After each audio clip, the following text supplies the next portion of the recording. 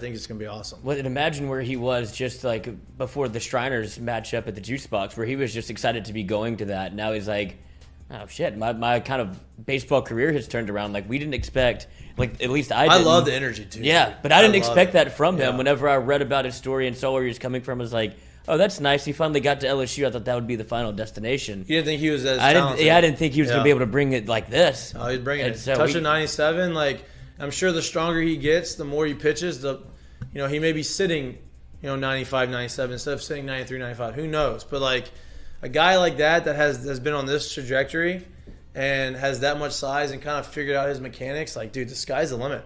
So I'm looking forward to it. And his roommate's Doty. So that means we gotta get Doty. You got an in. Well, Doty, he wouldn't leave the man alone. Caught him twice. Hey, that's props to you for getting the video call good enough to where even when someone is calling them, that we're able to get them back on there. We didn't panic. No panic. It wasn't our fault. That was just them. You had to get the speaker back working, but. I got to when you got to see Gervais. I saw the frustration in his hand. He was mad. He's like, "No, don't call me right now." Right. So I respect it. Exactly. Got what we wanted. But we can do multiples. And we can do multiples. We'll start testing that with when Jay Mitch is on and doing stuff like that. But we're gonna take a little bit of a break, reset, kind of get back on track of what we need to talk about, and then prep for the GOAT coming in, Tommy Moffitt. I'm proud of them for embracing this Road Dogs mentality. It looks like they got a little FU in them now. You can see it though. Yeah. You can see that they play better on the road. They're away from home. They're with the boys, and you can see that. And I'm glad that I'm glad I got to hear it from him. Like, hey, this is what we are embracing. We are doing that, and maybe this, maybe the fans at LSU have a lot of fire on their ass. Like, hey, we need to be more energetic. Like, we need to bring more energy to the stand. So. I don't know. We'll see. All right, we'll be back in a minute. You are watching Mik'd Up, brought to you by Sterling Automotive. We'll reset and be right back.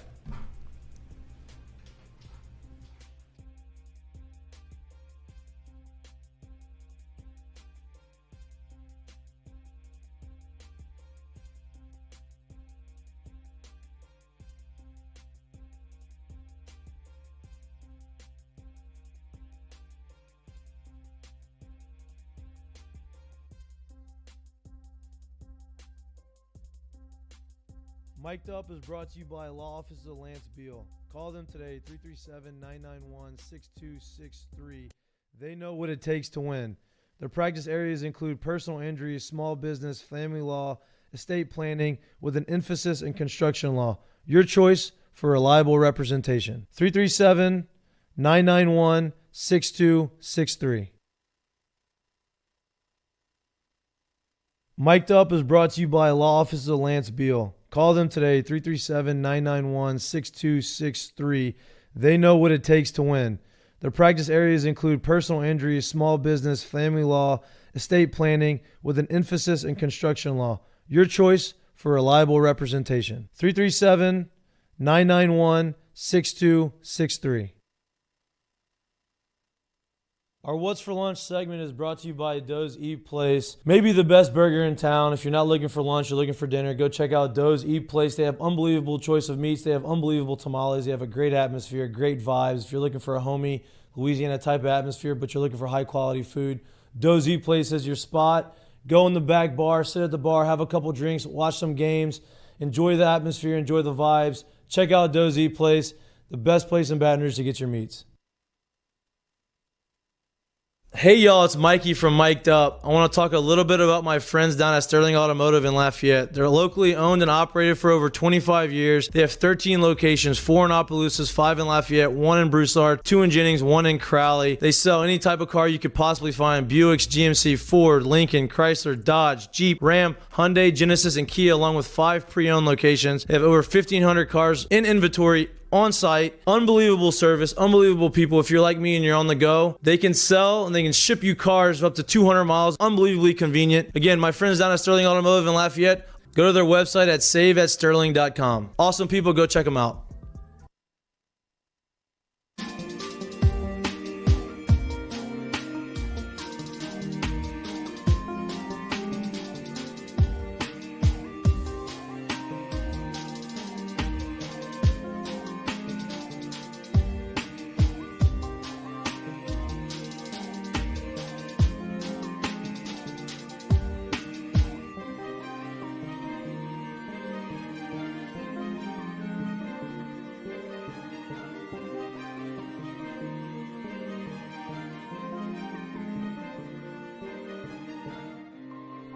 Welcome back to Mik'd Up, brought to you by Sterling Automotive. We are going to bullshit with each other for about 15 minutes until Tommy Moffitt gets in here. If you have any questions that you want us to ask Tommy Moffitt, put them in the chat, put them on Twitter, hashtag Ask Tommy. Tommy Mafia. The Tommy Mafia. I just made that up. Should I say Ask Tommy? I don't know. Is that the hashtag we want to use? I'll figure it out. Yeah, we'll figure it out. Doesn't really. You can put on in the chat, get in the chat, have some fun with this. I'm going to have fun with Tommy, make him open up a little bit about some things, get some loose, do whatever. You know, his son gave me some questions to ask to make sure that make him laugh. But he is the GOAT. He always would bring the energy. Even when he wasn't even my strength coach. He was the football strength coach, and we would go work out, and you always knew what you were getting into because you could always hear him screaming. You could always hear him yelling. It takes a special person to be able to do that. You got to bring the juice every day as a strength coach, I would imagine. Every day. And you've seen the influx of younger strength coaches throughout as college football has kind of changed. But Tommy was holding on to that thing, and energy was never the question with him. There he is. There he is. Wow, he came in early. Look at him, the GOAT. The GOAT, Tommy Moffitt. I bet he shakes hands hard. I'm nervous. Feel like Good, I I run avoided now. it. Yeah, yes. That's yours. You can sit here. You can sit there. Sit wherever you want, coach. You can put the headphones in. You can take them out. You can do whatever you want. Whatever you want. Microphone's the most important thing. Yeah, microphone as long as it's by your mouth. Yeah. All right, so I can do this right You here. can do that if you want it. I mean, this sounds pretty. I mean, this is pretty Big cool time. right That's here the to first. have- Yeah, you look good. You can see yours. You can listen to Yeah. yourself. Well, All right, so I was gonna have this intro ready, but you snuck in here. You're ready, but Hall of Famer, Ooh, the GOAT of strength and conditioning, the man who brought more juice than anybody that I know, Coach Tommy Moffitt. Thank you for being here. thank you for having coming. me. Thank you for. I have having a million questions I want to ask you. I Okay. have a million things. I know. Look, I know you personally. I know that you can talk a long time. me. Yeah. So Yeah. I'm gonna try not to lead you into a 2-hour Okay. interview. I'm gonna be respectful of your time. Let's just jump right into it. Right. All right. Your journey. You went from, was it John Curtis to Tennessee Yep. to Miami to LSU, Right. right? You still now your home is here in Baton Rouge. You raised your kids in Baton Rouge. Talk to me a little bit about the journey. How did you get started? How did you know strength and conditioning was what you wanted to do? And you've grown into becoming basically the face of strength and conditioning, and it's just kind of changing the game. Okay, so growing up as a kid, I had older brothers that would lift weights in the garage. My dad built like dip bars, curl bars, bench press bars. So we had a gym in our basement, and my oldest brother was the local boxing coach for AAU. So we would go from boxing to weightlifting to throwing rocks in the neighborhood, and just being outdoors and being physical was just part of growing up. So when I got to junior high school, I had this, I'd never formally lifted weights. Everything that we did was in the garage, just playing around with weights. So when I got to junior high, my junior high school football coach, Wayne Shoemaker, was big into weightlifting. And so he had us as, 7th and 8th graders staying after school in the afternoon lifting, squatting and bench pressing and just doing whatever that he felt like we needed to do. And then I got to high school, we continued training, and back then the magazines, Muscle and Fitness and Flex magazine, Joe Weider and all of that stuff was huge. Arnold was the man, but there were other guys too, like this old guy Franco Columbu, who was a power lifter, bodybuilder. In the wide world of sports would telecast weightlifting, and Alexia, the great, I don't know if anybody here knows who Alexia is, but he was the great Russian weightlifter, the greatest lifter of all time. So it was just a natural progression so that when I got to college, my collegiate strength coach at Tennessee Tech, Jack Williamson, just created an atmosphere in the weight room that I wanted to be a part of. And he and I would talk training, and that was right at the beginning of the National Strength and Conditioning Association. So they printed these journals, and I would sneak into his office and steal his journals, and he would beat me up after, and so it just led me down a path. Looking back on it, I don't think I would have become anything else but a strength coach. And so when I graduated from college, of course, I didn't play pro football, which was they missed out. I agree. I think you would have brought the juice in football. Yeah. So when I graduated, my dream was to go back and coach at my local high school in Middle Tennessee. That was my dream. But I applied for jobs and just couldn't get a job. I had no experience except for my time at Tennessee Tech. So my roommate in college was a John Curtis graduate, Coach Manning Michelle, and who was on our staff here at LSU as a senior analyst. But Manny called me out of the blue one day and said, "Hey, our strength coach left to go to Tulane. We have a position open. Would you be interested in it?" And I said, yeah. So he gave me JT's number, and I just kept calling JT, really. And in fact, the people that interviewed for the job besides me were way more qualified than what I was. And I just kept calling JT and kept calling JT. And finally, he gave me the job because he got tired of me calling. And persistence, baby. Yeah, persistence, man, paid off. And so that led into the position at the University of Tennessee. I met the coaches during recruiting and stuff like that. And so that led me to the job at Tennessee as an assistant strength coach. And I worked my way up to associate head coach. And I was there, and I knew I wanted to be a collegiate strength coach then. And because I coached football at Curtis, and at one time Coach Fulmer had offered me an opportunity to interview for the tight end job. But I just decided that strength and conditioning is where I wanted to stay. So we were in Miami. I met Larry Coker at the time, who was our OC at Miami. He introduced me to Butch Davis while we were there. Tennessee was playing Nebraska in the Orange Bowl. And Miami had not made a bowl that year before, so Butch fired the strength coach. And I interviewed the day before the game for the job at Miami, took it, was there for 2 years, and then I was blessed with the incredible opportunity to come coach here with Nick Saban, and the rest is history. I could go. My career, I've never had a bad job. Every job that I had, I worked for J.T. Curtis, Philip Fulmer, Butch Davis, Nick Saban, Les Miles, and Coach O, and I never had a bad job. It was just an unbelievable career. It's amazing. I didn't know. I knew that you went to all those places. I guess I forget the names of the schools that were there. I'm like, damn, Fulmer and Butch Davis and Coker.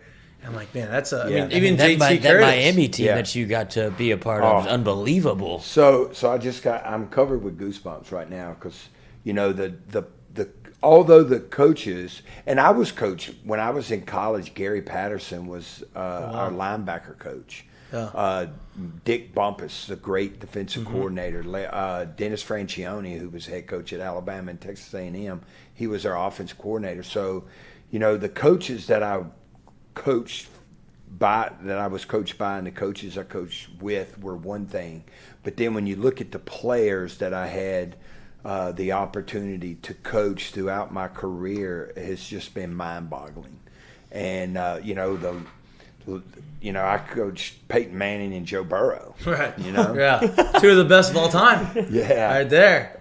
So having that opportunity and being around such good quality people has just been a dream come true. Did you have guys that, whether it was a coach, a strength coach, or whatever, that brought the energy that you bring, or did you always have that type of mentality, or did you have to learn that, or was this something that when you were playing, somebody had it and you're like, okay, that's the sauce right there. That's kind of what I need. Because you have to have as a strength coach, you have to be on every single day, because if you don't have energy, nobody's going to have energy, because you know how it is.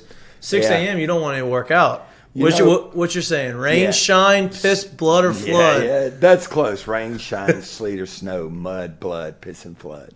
Didn't matter. Didn't matter. What you Yeah. So, my dad was the type of guy that woke up every morning singing, oh, what a beautiful morning, oh, what a beautiful day. So my dad was super optimistic, and enthusiastic. And as a kid growing up, I got my ass beat, for being that guy, Yeah. Always into something. High school, same thing, man. It's not your fault. You had brothers. A lot of brothers. My high school wrestling coach, Randy Thomas, who just got inducted into the Tennessee chapter of the United States Wrestling Federation or whatever, was just an incredible coach. And to be around him on a daily basis, like, he didn't talk about, pinning your guy or beating your opponent. He talked about dominating him and, like, making him bleed. Like, he was, make him pay, And then he was the classic guy that always made our opponent or the guy that I was wrestling out to be the villain. It was always good guy versus bad guy. And then my collegiate strength coach. And, so I think it's just a combination of growing up around a household with people that were super positive,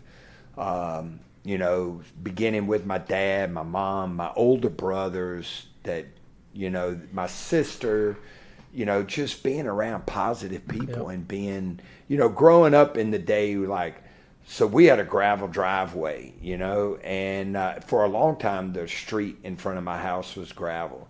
So, we grew up like rock fights, and there wasn't video games. I mean, we grew up, we'd go to the railroad tracks down at the end of the road. There was like a pasture, and we'd go through the pasture, go down to the railroad tracks and throw rocks at each other, that we picked up off the railroad tracks. So that's just how we were raised, Yep. And we grew up outside. My mom, we'd get up in the morning, go outside. My mom would lock the door. And that's how we grew up. So I just brought that energy and enthusiasm. And, there's cliches that, actions trigger feelings, like feelings trigger actions. And positive feelings yield positive results, and negative feelings yield negative results. And that is true. No doubt. And it's been tested over time to be a fact. And what I used to tell my staff is that we have, as coaches, we had to calculate an attitude that we wanted our team to have, and we had to have that attitude first. If I went into the weight room and I'm sullen and downtrodden and worried about, something other than what was taking place right now, then that's how my team was going to be. And so that's how we did it, man. We brought the juice every day, and it's fun like that. Yeah, it is. Mm-hmm. I was in the baseball team. We come in and I could hear you, and I'm like, damn, that's giving me juice. Yeah, like I'm ready. And so that's what I liked about what we had at LSU, is that, it wasn't just the football team. It was football and baseball and softball and volleyball and soccer. It didn't matter who was in there training. We were all bringing the juice all the time, and that made going to work fun. No doubt. I would talk to other strength coaches would call me, and they would complain for 20 minutes, before they ever got the question out. And I'd hang up the phone and say to myself, man, I'm glad I'm not working with veterans. Yeah, right. So, it's just... Is that what you think? My next question was going to be like, what do you think separated the program the programs that you were in? Yeah. Do you think that was the biggest separator? Is that type of mentality and that energy and that stuff that you brought, and it just was kind of contagious? Because you could see it, right? Yeah. Like you could see it from all the other coaches. Well, yeah, and I think it. We had the goal that I always wanted was to have a great strength and conditioning program, where it wasn't about me, but it was about everyone that was a part of the program.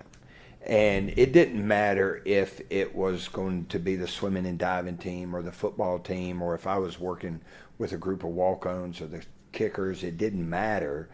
As strength coaches, you're in the service industry, and it is our responsibility to train them. They were not there for us. We are there for y'all. And so that was my mentality, and I felt as if it didn't, again, because, in strength and conditioning, it's easy to focus all your energies and all your effort on the football team. And then all you had then was a good football team or a good strength and conditioning program for football. But as a football strength coach and the director of the department, we needed baseball to do well. We needed basketball to do well. And it helped me recruiting coaches. If I could say to a young strength coach, if you come here and help us with baseball, we're going to give you an opportunity to work with football. If you'll come here and help us with volleyball or beach volleyball, we're going to allow you to work with the football team. So we were able to build a culture among our strength and conditioning staff that didn't only benefit us, but those guys, and there was over 61 young men and women that came into our program that left here and went on to do great things. And one classic is Rachel Backelbeck. Yep. She was there with baseball. Yeah, she was there, and she worked. She and Melissa Moore worked for our program at the same time, and Melissa Seal. She was Melissa Moore then, but Coach Melissa Seal. And so I was out in 2009. I had cancer, so I wasn't able to coach for a while. And Melissa took over for me, and it was funny looking back because Coach Miles didn't like a woman working with the football team, but she was as good as any man that ever worked for me, and the same holds true for Rachel. Yeah. And now she's on the field, a manager for a double-A team. Yeah, it's unbelievable. And that's actually that's perfect segue, because my next question to you was, you hear about Nick Saban's coaching tree or Bill Belichick's coaching tree, all these big-time coaches that have all these other branches that came off of them. Your coaching tree, as far as strength and conditioning, is probably bigger than anyone's out there. How special is that to you? And for me, it's a credit to you of how great of a culture you created and how good you were at what you did and how people wanted to gravitate towards you and learn from you. How much does that mean to you to have a coaching tree that big? Yeah, so, looking back, that is probably one of the most rewarding parts about my time, not just at LSU, but at Tennessee and Miami, because, it's all about people. It's all about people, man. And I was talking to somebody yesterday, and this is a cliche that people won't always remember what you said to them, but they'll always remember how you treated them. Mm-hmm. And it was my way of giving back when I was a young coach at John Curtis. The people that I came in contact with, and this is in addition to my collegiate strength coach, but the like Coach Gail Hatch, right here in Baton Rouge. The first college strength coach, John Stuckey, who gave me my job at the University of Tennessee. I reached out to him when I was a coach at John Curtis because JT played at Arkansas. So when I got to Curtis, I was fresh out of college, man, and I had ideas, but they weren't founded in really any hard science or philosophical understanding of strength and conditioning. So JT gave me a list, and it was Johnny Parker, Gail Hatch, Al Miller, and John Stuckey. And those four men combined are the forefathers of our profession. And so I had those guys that molded me as a mentor, and I felt like it. And this was before the internet or before texting or Zoom calls. And so I would take a piece of paper and I would type a question at the top of a piece of paper, And I would do that on notebook paper, and then I would put those in the mail, and I would mail them to the other strength coaches. Wow. Now, Coach Hatch was easy. I could come see him. Right. But the other three, they, one was at Fayetteville, Arkansas. Johnny Parker was the head strength coach for the New York Giants, and Al Miller was the strength coach at one time at Alabama, but then became the strength coach for the Denver Broncos. And so I would write these questions or type these questions on notebook paper, fold them up, put them in an envelope, and put them in U.S. mail. Yeah. And then wait, like 3 weeks. U.S. mail must have been way better back then than it is now. 'Cause now you don't. If I put something in the mail, I don't get it. So, yeah. So it was my way of giving back because I wouldn't be sitting in this chair. I would have never coached and, had the opportunities I had people not help me. Mm-hmm. So I felt compelled to do the same, and I continue, to do the same. And, I try to answer every message that I get, whether it's on social media or, on email or phone calls. Well, I'll say this, man. I never got to work directly with you. We've got to build a relationship based off of, playing baseball, and then obviously, Clay and I are friends. But you've made an impact on me based off of like how you showed up every day and what you did and how you went about your stuff. So I can see what they see. I went through it. I wasn't working directly underneath you, but I can definitely see the impact that you have, given or put on other people. I guess my last question before we really get into like the fun, questions is, as far as strength and conditioning is concerned, right? Everyone's talking about, you hear the TB12 method, you hear all these different types of training, and look, there's not one way to skin a cat, right? There's a bunch of different ways that work. How have you seen strength and conditioning and that industry change over the last 30 years? And do you like the route that it's going? And, obviously it's always evolving. And what would you say, where do you think the future of strength and conditioning is? Well, it's definitely much better than it was before. So in the old days, you had to rely on, so the information that you got was usually old by the time it circulated down to the high school and the young collegiate strength coach. So it was hard to get information. So we have more information now that comes across our computer screen on a daily basis.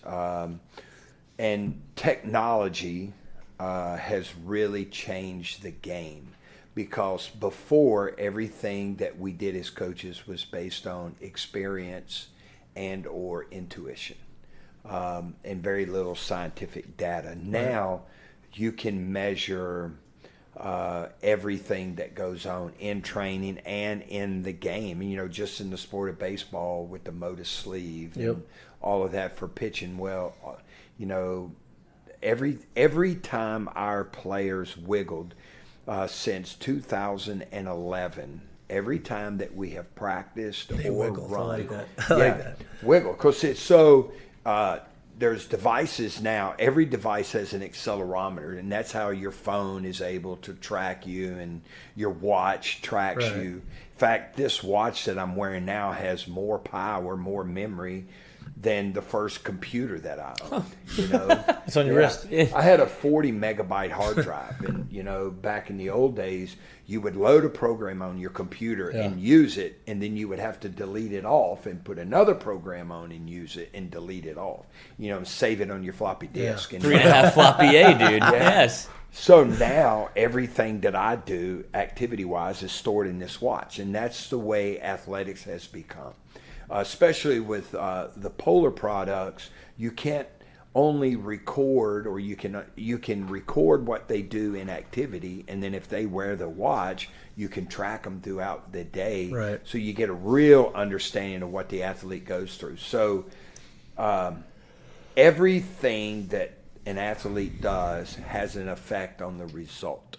All right. So it's the sum of all of that that determines the overall training effect. So lifting, running, practice, all of that information we tried to put together to come up with a training plan.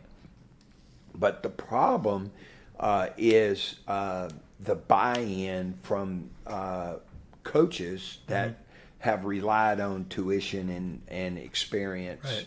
You know, because there's no there is analytics, data analytics in baseball and football, but a lot of the older coaches still aren't bought into for sure. that. And so you devise a plan for the team, and then you train the athletes, and everything that we did was individualized. And I don't know if you saw it, but when our players would come into the weight room twice a week, we'd have them jump on a force plate. Yeah. And that force plate told us everything that we needed to know about the lower body. And, you know, what the trainability was, what their recovery rate was like, or readiness, whatever you want to call it. So, yes, I'm a big proponent of the technology that is available, but that is not going to go anywhere unless there's buy-in from the entire, not just coaching staff, but the athletic department, because you have to, because it's an arms race. So, and I can't think of his name right now, but he was the longtime offensive line coach for Bill Belichick at the Patriots, and we were at one of the pro days probably 4 or 5 years ago, and he was in a conversation with a group of us, and we were talking about analytics, and he hadn't said a word. And at the time, I think he was like 73 or 74 years old, 40 years of coaching experience in the NFL. And he spoke up, and everybody got quiet and listened. He says, whether or not you believe in analytics or respect analytics, they're here. And it's your choice to use them. And whether you choose to use them or not, you're always going to face opponents who do a better job at the analytics, and they're going to put a better product on the field. And so I'm a big believer in it. I think for instance, what Micah Gibbs is doing at baseball performance labs. Had him on here? Yeah.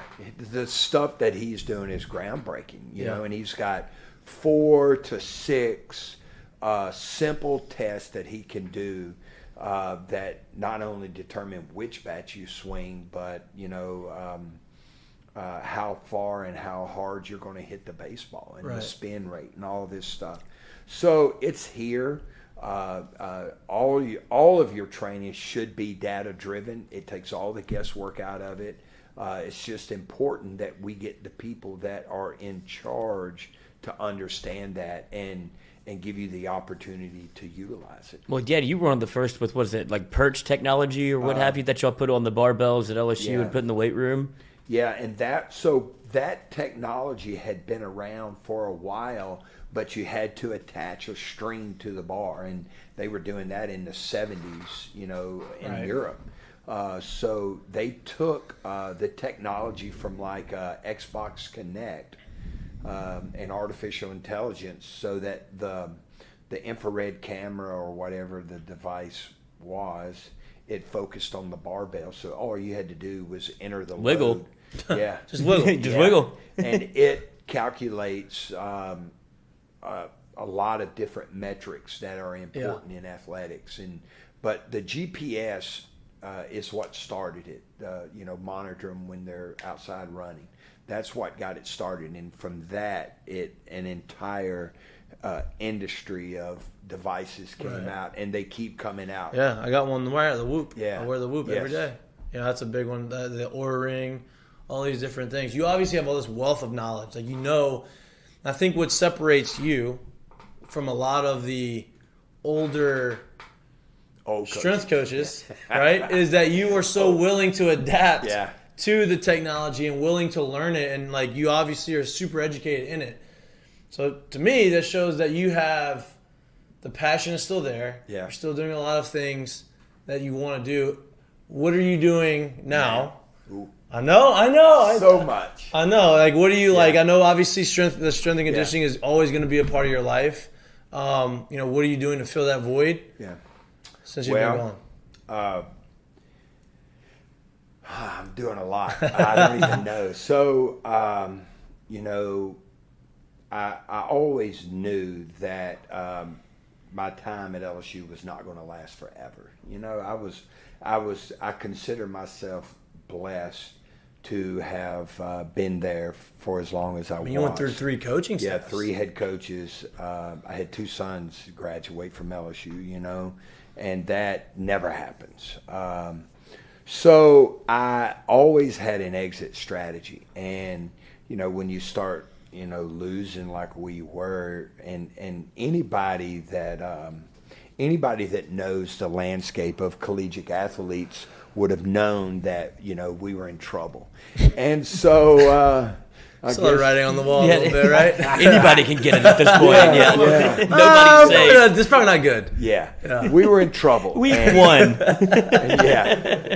And so I called my wife after the game and said, we're getting fired. She's like, what? And I was like, oh, yeah. Wait, which game? UCLA. Oh, God. So you knew then. You knew that. Yes. Yeah. Wow. You can't roll that product out on the field and expect, and that's not LSU. Right. That's not what I signed up for. Until 2020, I had never been on a team that had won less than 8 games my entire career. I'd been to 26 consecutive bowl games. And, every team that, I didn't know what losing was like, never imagined losing, that many football games in a season. That was beyond every belief system that I'd ever, believed in. And so, so I got a series of phone calls from friends that said, hey man, what are you going to, because they saw the writing on the wall too. That the week after that UCLA game was tough. Oh, I can imagine. And so I was like, I'm obviously going to have to do something. So as the season progressed, I just would sit and think about it and write notes down. And so I've been putting that plan into action. So without saying too much, I'm going to have, I'm definitely starting a business. Right. I'm going to have, or not me, but I've partnered up with some phenomenal people, some phenomenal investors, and people that are experts in their field, people that have a true passion for entrepreneurship and growth and helping people. Right. And performance-oriented people. And so we're going to have an online presence, and we're going to have now, I'm almost certain, 2 facilities, one here in Baton Rouge and one's in a destination that far away, far away, a destination, undisclosed far location. Yes, exactly. There you go. And it is so it's so awesome to be partnered with an incredible group of people that I've been around, and they're friends. They're people that I have known since. Some of them I've known for almost 30 years. Yeah. And some I've coached with, some I've coached. And so that's what I'm going to do, and it's going to be all strength and conditioning oriented. It's who I am. Right, of course. And it goes back to when I was a kid. There was no way I was ever going to do anything but this. Yeah. And so I'm excited about it. My partners are excited about it. And I spend probably yesterday. I didn't go to bed until midnight. It's one of those projects right. that you can't sleep when you're working on it. So I spend probably anywhere from 4, sometimes 12 hours a day working on it, and excited about it. And we're a few months away from launching, the first aspect of the business, and we're just going to continue to grow and see what happens. Well, wherever that location is, and wherever it is, I'm gonna come in. I'm gonna come back in there like old time's sakes. Yeah, we're gonna bring the pain. I promise. I cannot wait. Speaking of the pain, You used to smash chairs, right? And you also used to shotgun monsters. That's the rumor. That's a rumor. That's the rumor. That's the rumor. That's the rumor. I can't confirm nor deny that. Yeah, we had fun. Yeah, bring the pain. Right. You mentioned 2020. You mentioned 2021. You kind of saw the writing on the wall. What happened between 2019 and 2021? Great question. So, you know, in retrospect, you know, I never imagined again that I would ever coach on a team that won less than 8 games. Like, that was beyond me. And no excuses. So when you look back, whether it in 2001, we had an incredible season. We played in the Sugar Bowl. We beat Illinois. We beat the brakes off of Illinois. Right. And then the next year in 2002, we had a down year. Coach Saban called that relief syndrome, and I've heard him say it 1,000 times. You make an A on the midterm, and then you relax. You make a D on the final, and you're satisfied with a C, you know? And so in 2002, we had a bad year. You know, we come back and win it in 2003. In 2004, I mean, if you look back on it, we had a great football team and could have finished the year, although Coach Saban was leaving, we could have finished the year with a great season, but, you know, we lost the game with seconds left to go on the clock, you know, to Iowa. In the Tate was the touchdown. Yep, I remember that. It was a Hail Mary play in the last play of the game, wasn't it? Yeah, absolutely. It was on my couch. It couldn't help you. Yeah. But Corner came off. You know, the guy scrambled. Yep. Corner came off, throws it over his head. So then in 2005, 2006, we have great seasons. We win it in 2007, and in 2008, the bottom falls out. I remember that. And you know, the amazing thing was, and you know, I'm a big believer in 4-year cycles, like the Olympic cycle. You know, there's a reason why you don't play the Olympics or you compete in the Olympics year after year after year, because you just can't handle. You know, those guys, Olympians, train for 4 years for that one opportunity. And that's the way our cycle was here at LSU. Recruiting had some things to do with it, but in a large part, it was all related to what Coach Saban called release syndrome.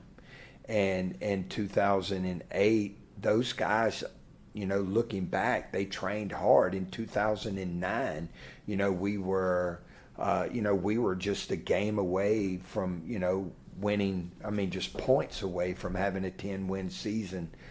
But they underperformed, you know. And then in 2011, we played for the national championship. And then the next year, we had a good football team, but we lost to Clemson in the Chick-fil-A Bowl. And it was always a roller coaster here. And for various reasons, whether it's recruiting or it's relief syndrome, whatever you want to call it, I'm not going to blame it on COVID because everyone had the same circumstances that we had in 2020. You know, our team underperformed. You know, our coaching staffs underperformed. You know, everybody in the program underperformed, and that's the result of it. Yeah. And in 2021, you know, the wheels just fell off. And, you know, I if anybody that knows me, I don't sugarcoat things. No, and, you do not. You know, there's, I call it like I see it, you know. I'm getting fired. Yeah. And you have to be a realist, you know. Yeah. I don't own a pair of rose-colored glasses. And we just underperformed everybody in the entire organization underperformed for whatever reason. Yep. You can say it was this or that. It doesn't matter what the reason was. We underperformed. It happened, yeah. And so, and no matter how hard And there are people, I'm not saying cast the blame on everyone, because there were some people in the organization who worked their tails off to keep the lug nuts tight. But it was almost like it was too far inevitable. gone. Yeah, it was bad. It was bad to be a part of too. Yeah, I can imagine, especially someone as competitive and as fiery. Yeah. As you. I mean, It was tough. yeah. I can imagine. But looking, and it's a learning experience too. Sometimes the best experiences Yeah. are the worst experiences. Look at Michael Jordan's cliche is what did Michael Jordan said something F them kids. Yeah. You learn through failure, Right. and he talked about all the losing shots that he Yep. took in the last seconds and all the free throws that he missed and all. So, yeah, you learn by failure. Yep. There's not as many lessons in winning as there are in losing. So I have a special question that Yeah. I was told to ask you. Okay. It said, you got to ask him, what does it mean to break a dude off? Oh, man.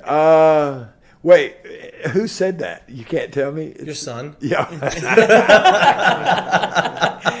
Somebody in the chat. Yeah. So,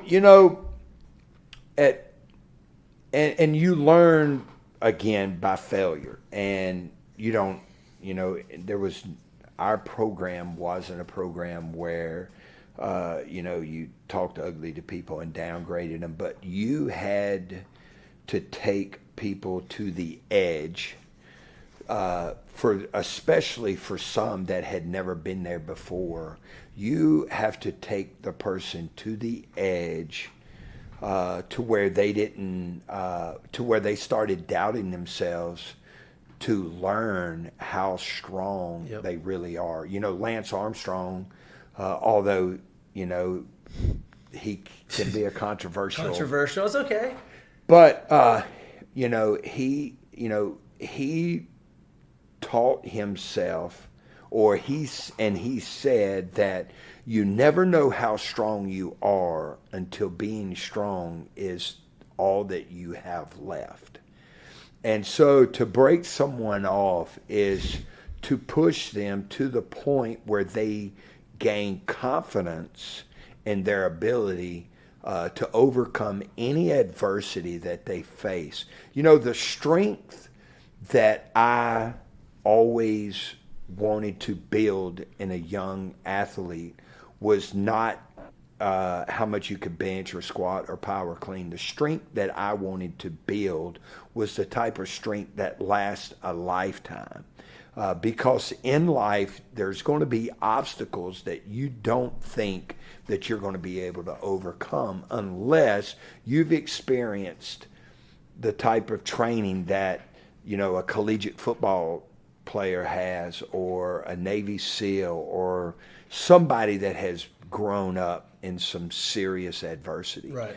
And then because you've been to that edge but didn't fall off, you develop the type of strength, again, that will carry you through any form of adversity, personal, professional, that you face for the rest of your life. And that's what breaking a guy off is. I love that.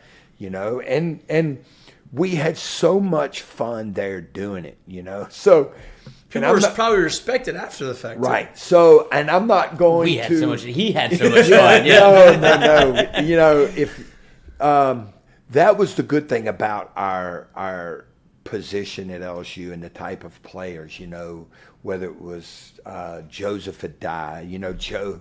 Joe asked me one time, says, Coach, why? This is when Joe was like a sophomore.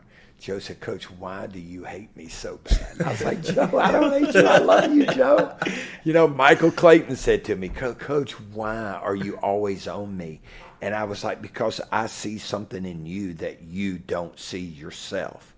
And unless I push you as hard as I'm pushing you, you're always going to take, and not always take the easy way out, but you're not going to push yourself to the level that you don't even know that you have. Because it's always easy for them. Right.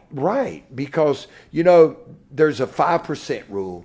and it doesn't matter if it's in junior high, high school, college, or the NFL. There's 5% of the guys on every squad that are just that much more physically, mentally, and emotionally developed than the other 95% of the guys. And Michael Clayton and Joseph Adai and Kyle Williams and Andrew Whitworth were those type of guys. And then everyone else is just a bunch of dudes, man, that got lucky. And those guys carry the program. That's like out of 100 soldiers. Have y'all heard that? And there's always that one out of 100 that is the warrior, and he's the one that gets everybody back home safely. Yeah. And that was Mike Clayton.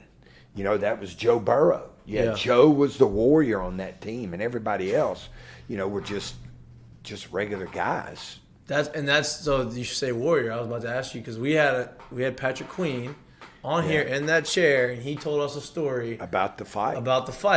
Fights, plural. Yeah, fights. And I brought it to you, and he goes, I can tell you some stories about that. He said that they basically tried to jump Joe because he wanted to fight everybody. Everybody. Dude. All right, so Coach Saban one time said that on every team there was always that one guy that everybody would say, they would point and say player. And that was Joe.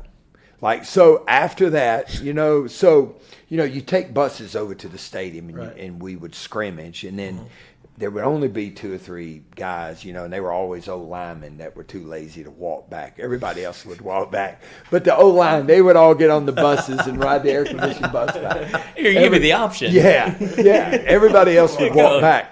So we're walking out of the stadium, and we're walking through the parking lot in front of the admin building, and I look at Joe, and he looked like he'd been in a serious bar fight. Like he was skint up from head to toe. He fought everybody that day.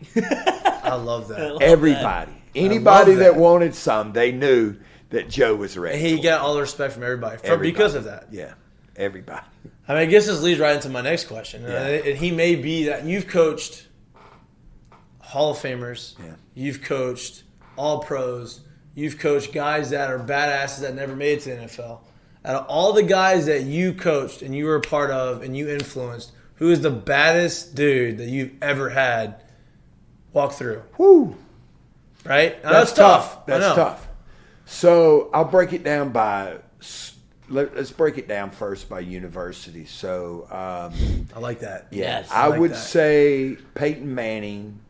Let's start. Well, so I can even go back as far as John Curtis. We had some dudes on that team, man. We had some dudes on that. Yeah, team. they were all 24 years old in high school. Yeah.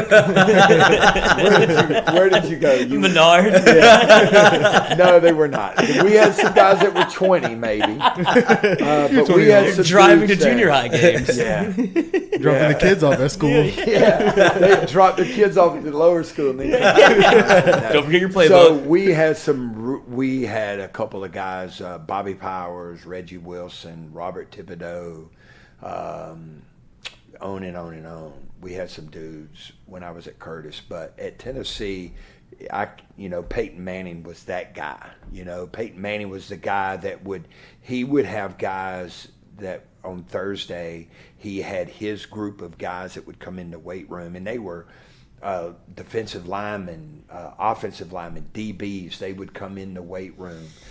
There's one guy that stands out, Payton, a guy named Ray Alston, and nobody knows Ray, but every day when you look on the television, there's this guy. He's on every kind of commercial that you could think of. He's and I think he's the commissioner of the fan. What do they call it? The fan, the automated or the fan-controlled league. Yeah, football league. Ray Alston. So Ray, he's a movie star now, and I think the commissioner of that league or the owner of one of the teams, fan-controlled football. He was the guy when Bill Parcells, there was a light beer commercial, and he said, "Hey, coach," and ask a question in the background. So he was a dude. And then at Miami, we had so many, but Edgerrin James. And so I love listening to the Hall of Fame acceptance speeches. Right. And nobody ever did a better job in my mind than Edgerrin James. and it wasn't written down, and it was from the heart. He was a dude. One of the baddest dudes I have ever been around in my entire coaching career. And was like a 3.5 GPA student, never failed a class the whole time. And he talks about his dreadlocks in his gold teeth in his acceptance speech in the Hall of Fame. People who looked at him on the outside would like, whoa. But if you knew the heart and the mind and the level of spirit and competitiveness that this guy had, it was unbelievable. In fact, leading up to the draft his junior year, well, he's the only player that I've ever coached that continued doing the off-season running program, the fourth quarter program, after he had decided to leave. Oh, wow. He's the only one in, I don't know how many years I coached in college, but he went through our off-season running program prior to the draft. And when he was done, he would stand there and talk smack to every person on the team. Well, I've heard stories about Edge that he doesn't get tired. They were said that you'd put him through workouts and he would be like, "Are y'all done? You want to do another one?" I also heard stories about Chad Jones doing the same thing. Yeah. But. Well, Edgerrin James was a freak show, and the kindest, gentlest person off the field, unless you made him mad. Yeah, of course. Unless you tried to welsh on a bed or something like that. Personal experience? And then, so here at LSU, I would say, there's a bunch of them. Rohan was a dude. Marquise Hill was a badass. Andrew Whitworth, Kyle Williams, Joe Adai, LeBrandon Tofield, Dominique Davis. We had so many here. Patrick Peterson, Tyron. There's just so many. Yeah. So many. Sean Jordan. He's a UFC fighter now. Yeah. So, so some of the guys have to remain nameless. But so Sean had finished playing and was, he had already started. He had already signed his contract with UFC, and we were in the weight room. When I say the old weight room at Football Ops before the renovation, we were standing where the windows were at the end of the room. We had a couple pieces of cardio equipment, and we had this machine, a reverse hyper machine, and we'd finished with the workout, and I was standing back there leaning on that piece of equipment with 3 or 4 offensive linemen, like big dudes. Every one of them was over 300 pounds, and we're talking, and you could see the parking lot from where we were standing, and Sean Jordan is walking up the parking lot, and he'd been gone for maybe 2 years, maybe 3. And he's walking up the parking lot, and the old lineman, somebody goes, "Who's that?" And one of the offensive linemen says, "Sean Jordan." And 2 of them says, "Oh, I'm out." See y'all later. I was like, "Where y'all going?" "Coach, we're out." And they left. They all 4 turned and walked out of the weight room. That's how bad of a dude Sean Jordan was. Is there anybody that you coached that you were like, "Damn, this big son of a bitch, just, I'm kind of scared. Like, I can't piss this guy off." I fear no man. Okay. But there was some that I respected. Right. So we had golly, man, Andrew Whitworth. Kyle Williams might be and so Kyle, I love you. Kyle knows I love him. But he may be the meanest human being. I heard that. Yeah. He was kind of an undersized DT, right? Yeah. So he had to be. He wasn't as tall as some of the greats, you know. But undersized, like you couldn't measure the size of his heart, and the level of competitiveness that he has. Kyle Williams, Marquise Hill was a scary dude. Whitworth. And so back in the old days when somebody would because college football is, it's a rough sport. You see and hear some stuff that you're like, whoa. So whenever we called it going off over the wall. So whenever somebody would get mad and walk off the practice field, it was my job to go get him to come back. Going over the wall. Somebody'd go over the wall. I remember this big dude one time. went and he'll remain nameless, went over the wall.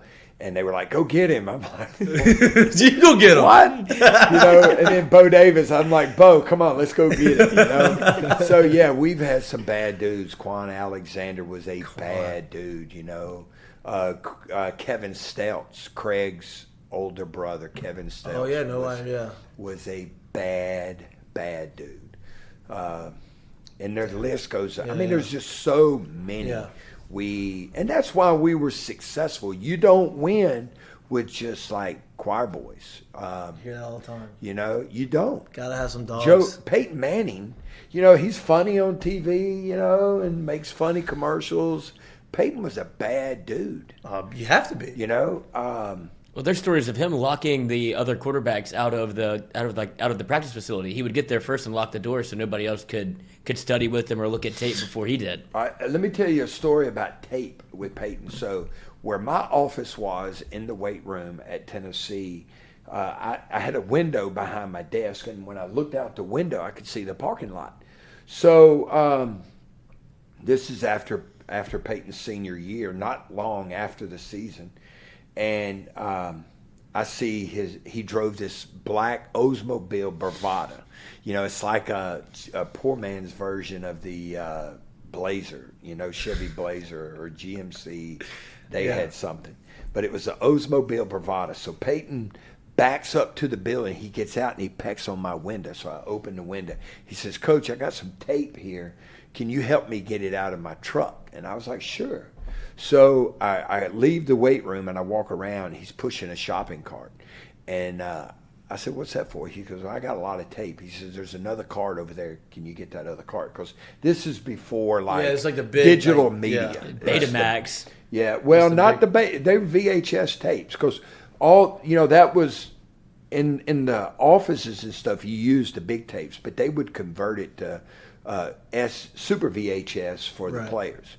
And Peyton had a Cowboy remote and all that himself. So he goes, yeah, there's another shopping cart over there. Get it. So we go over there. We go outside. And he opened the back of his Oldsmobile Bravada, and it was stacked with tapes.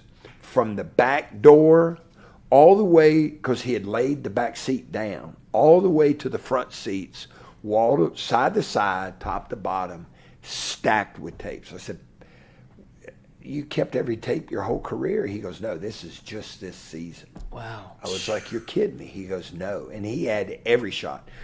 Tight copies, wide copies, side copies, back end copies, game copies. All 22. He had it all.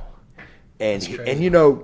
we played with players that never watched a bit of film or never looked at the stat sheets, and those guys were successful because they were just better than everyone else. Yeah. Peyton outworked everybody. I make a joke. I hope he, and I hope he's listening. I hope he's listening. Yeah. I hope he doesn't hear. We do a this thing stuff. on the show where you just call somebody in your phone, so you can go ahead and do that. So Peyton, I tell people this, that every time he took the field, he was the worst athlete there, including the cheerleaders. But he was a dude. Yeah. And he prepared at a level that that he just outworked his opponents. Have you seen anybody to that level? Joe Burrow. Yeah. That's what I was getting at. I was Yeah. hoping that. So That's what you yeah, say. I mean, so But do you think that's a product of coming from a coach's family, like coming from a family that understands it, helping that has teach something them? to do with it. Yeah. Absolutely. Yeah. That has something to do with it. But because Cooper didn't play at Ole. He played a little bit at Ole Miss, but then he had a medical issue, so he couldn't play. But now Joe's had two brothers that played, and his dad was a coach, and of course Archie played. But it was something else about those two that came from inside. And it was the spring of 2019 when the scouts come through. And I was sitting in my office, and we were, they have a list. And like a lot of young players would always say, Coach, because they would see all the scouts leave my office, and a sophomore would say, Coach, did he ask about me? And I'd say, no, I'm sorry. No, I didn't ask about you. Because they have a list, and it's just the guys that they think are draftable. They don't have – if you're a guy that they think is going to be a free agent, they don't even ask. They wait until they see your junior or senior film before they – and then they'll even say, I'm going to ask about this guy, but he shouldn't come out. He needs to stay another year. But so the guy goes, all right, what do you think about this Joe Burrow kid? And I said, the first group of scouts that came through, I said, he's better than Payton Manning. And there was this guy, he's got his pad out, and he goes like that. And I saw him do it, and I said. Kind of pissed you off a little bit. Yeah, it did. Yeah. It pissed me off a lot. and another guy goes, well, what makes you say that? And so I said, there's only one person in America that has coached Payton Manning and Joe Burrow, both, and you're looking at him. And I'm telling you, he's better than Payton Manning. And the guy goes like that again. And I was like, okay, that's fine with me, but I'm telling you, he's great. And he that's the dude he became. I had nothing to do with his success, but he did it all on his own. But you can see it. Yeah. So Bill Bush calls and says, hey, we got this kid, this grad transfer quarterback coming from Ohio State, and he's going to get here a week early, and he wants to know if you'll come meet him at the facility. This was in June.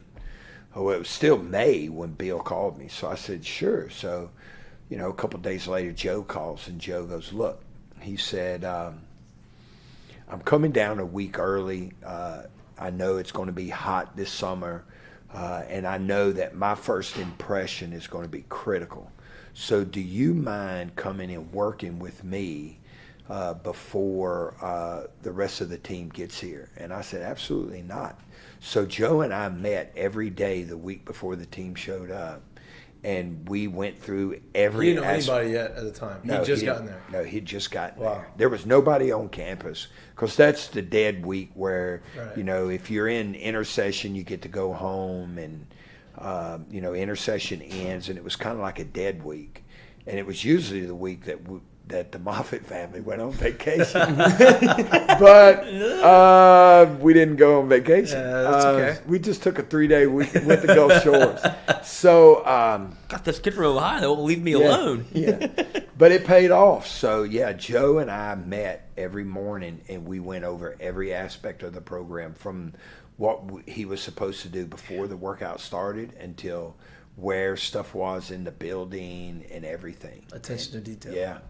I think Never that's had kinda, a player do it. Yeah, and I think that's kind of like what you can see him do that now in the NFL, right? As a quarterback and being the guy leading an organization, you have to have attention to detail, even the smallest little detail, and it matters. And like the fact that he already knew that when he came in and wanted to know before he even met any of his teammates, obviously shows how special he was. Yeah. Did you take him through all of what the workouts that he would have been doing for whenever he joined the team? Yes. Yeah, we did everything that he was going to do as an LSU player in the month of June. Because a lot of when Patrick Queen came here, they were shocked that he showed up and he was able to beat almost everybody in sprints and go through all this. Like, how does he even know how to pace himself through all this? So because he's prepared. talking about the 110 test. Yeah, Joe just smoked it.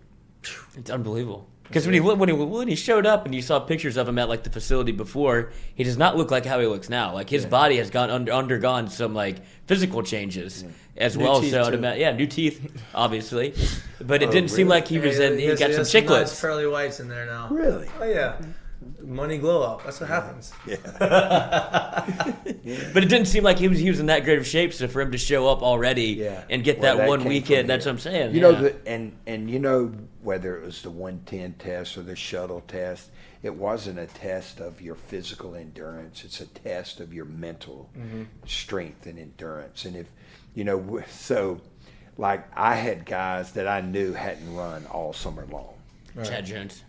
Well, just got freak shows, and so I would say, "Hey, how'd you pass it?" He said, "Prayer, coach," because they were able to overcome adversity, and quieten that little man inside your head that says, stop, slow down, don't go. You're going too hard. Everybody else is behind you. Why are you running so hard? Everybody else is at home in bed. And when you can defeat that little guy there, the sky's the limit. None of you go. I'm not wasn't supposed to work out. I don't want to go work out. Then we're all gonna work out together. That's the way it is. No doubt. The 110 test, so Ray Alston, the guy I was talking about from Tennessee, we would run 110s, and I'd be driving home that afternoon. You'd see Ray running with a Walkman, the big yellow Walkman, and headphones like this, running on the street, running down the strip in Knoxville. So we would have guys that would, when they were freshmen, they were like, oh, this is, you're killing us. And then as a sophomore, junior, or senior, they'd come run with the morning group and then run in the afternoon. Kyle Williams swore to me that the conditioning test was too easy. We'd have guys, unfortunately, we had guys that took the test for 5 years and never passed it. And then you would have guys that would take the test for 5 years and never miss a rep. And they're the same athlete, but they got a different heart. Yep. And that's what all of this, my job, again, was not about increasing your bench, squat, or power clean. That was the easy part. It was building the mental strength and the stuff that carries you throughout your entire life that was critical. That's what strength and conditioning coaches do. The other part, if you want to get strong, lift heavy weights. You want to get faster, run fast. Or get better parents, because their genetics. Yeah, because we couldn't change their DNA. Yeah, right. And some people don't have it in their DNA to be able to push through that. Yeah. Because they don't have one man in there. They have a whole group of people in there saying, slow down, stop, you're going too hard. Nobody else is doing this. And so you'll never overcome that. I love that. Look, I kept you a lot. Oh, you have One question from a fan. Who is the strongest LSU player you've coached? Clay Moffit. Pound for who? Clay. No. Clay wasn't even the strongest baseball player. He'll be deadlifting in the garage. No.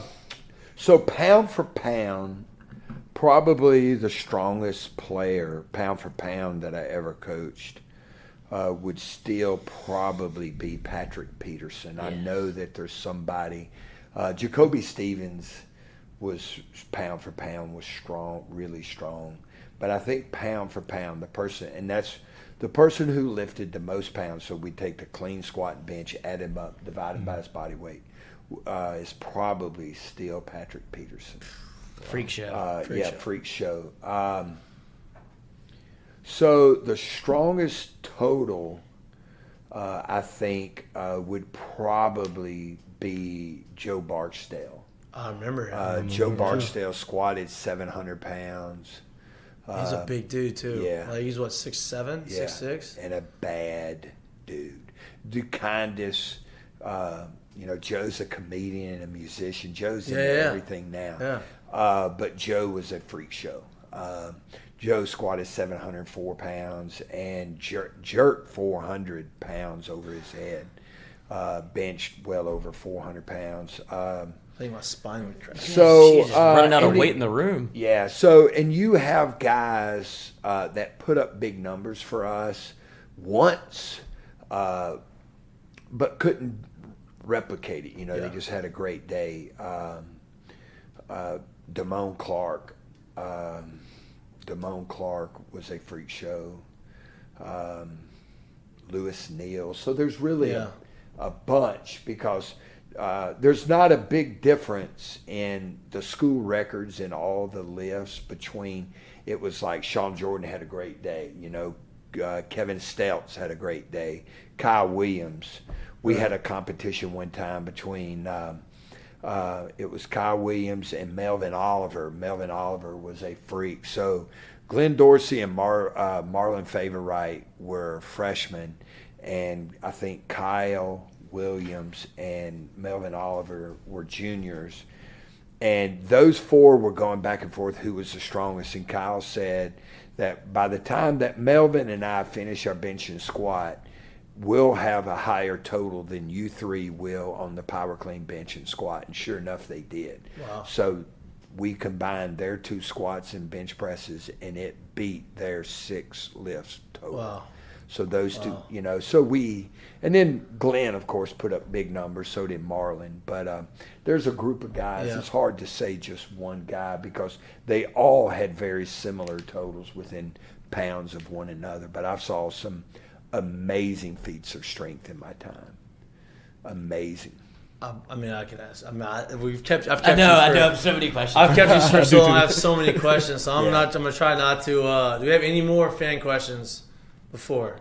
Any other good ones that we want to ask? Because I have a bunch of things I want to ask, but if I ask him that, it would the time we'd be here till 3:00. We can't be doing that. Jay Mitch said he wishes he could come. He's playing independent ball, but he says what's up. That's my dog right there. That's it. Hey, great athlete. Phenomenal athlete. Yeah. Anybody, so I was looking at some stuff today, like Chris Jackson. Yeah. Nobody understands how unbelievable he was. Yeah, the guy won 6 state championships in high school, 3 in football, 3 in baseball. Then he comes here. Like, if you go back, some of the biggest games in his time here, some of our biggest games during his time here, the guy had 2 or 3 field goals, against Miami. Now, we stomped them, but, he had some big field goals in that game. Before the game and after the game. Yeah. And dudes, Dwayne Bowe. Oh, Andrew. Yeah. Well, they're all from Miami. Yeah, we had some dudes on that team. But Chris Jackson, Chad Jones, Jared Mitchell, Fareeks, because we had other guys. Spencer Ware, too, played both. Spencer Ware. So, and unsung hero, too. You talk about a competitor. Cool. That dude was a fierce competitor. But for a guy to be able to do what Chris Jackson did, start here in the SEC, started as a freshman in the SEC, and I think he may have hit like 3rd or 4th or something like that. He was the best hitter in the lineup. Yeah, and then start in football and kick field goals in big games and do the things that he did. So I almost got I got a personal foul in the we were playing Notre Dame in the Sugar Bowl, and we ran a fake kick and a fake field goal, and Chris got waylaid on our sideline by the guy that played safety for Notre Dame. He was the Tom Zibikowski. Yeah, Zibikowski. The boxer. Oh, yeah. Wow. And he reference. Cool. Yeah. Thank you. He hit Chris on the sideline and then punched him, like boom, punched him in the face, and Chris got up, was looking out of his ear hole. And I went, and then Trendon Holland, so I got mad about that, and then Trendon got thrown, Trendon Holiday, another freak show, two-sport athlete, right, got thrown into our bench on a kick return, or a punt return, and I went nuts, and I got flagged with a personal foul. Yeah, that's awesome. I thought I was going to get thrown out of the game, but then Benny Brazil, who went to the Olympics. Yep. Benny ran in the Athens Olympics in the finals of the high hurdles, and then got on a plane and was working out with us like 2 weeks later. I wanted to give him more time off, but Coach Saban was like, he's got to run. Coach, he's just in the Olympics. Yeah. Coach, he was just running for 2 weeks. It's not like he was in L.A. He was in Athens. Right. So, Jared Mitchell, Spencer Ware, Benny Brazil, Trendon Holiday. We've had a bunch of those guys that were just absolutely freak shows. Damn, that's awesome. What about DK Metcalf's diet? Have you seen this? Is that supposed to be possible? Where he doesn't eat anything but 2 big bags of candy and dinner? He eats 2 big bags of candy throughout the day. He drinks coffee, 2 big bags of candy, and then eats dinner at 8 p.m. That's the only thing he eats all day. Every day. That's family. What kind of candy is it? Like those types, like Mike and Ike's, and it's the chewy gummies, like like little gummy candies. Lifesaver gummies and Starburst gummies. Yeah, y'all know the 5% rule? Yeah. He's 5%er. He's probably a 1%. He's a freak show. Yeah, I've known guys that we had players at LSU that would come and they'd have a peppermint in their mouth. I said, "You eat lunch today?" And they're, sucking on peppermint. They hadn't eaten all day. Yeah, so they're that 1%. Yeah, maybe 0.5%. 0.5% Yeah. body But, fat. so of course, his activity level, as long as he's burning that sugar off. Well, that's Yeah, and there's people with different metabolisms, and that's one of the things. So we're talking about technology. The polar technology, it's pretty neat. They can tell based on your heart rate and your output whether you're burning sugar or carbs or fat.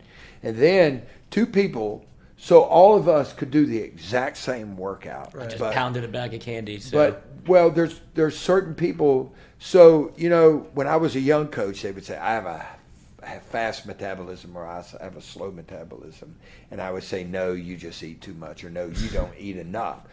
But then when we started using these technologies, it's actually, you can see there are guys on our team that are fast, they have a fast metabolism and they burn more calories. Like a lot of our runs, like all the DBs would do the exact same workout. And if it's timed runs, they're all running the exact same time.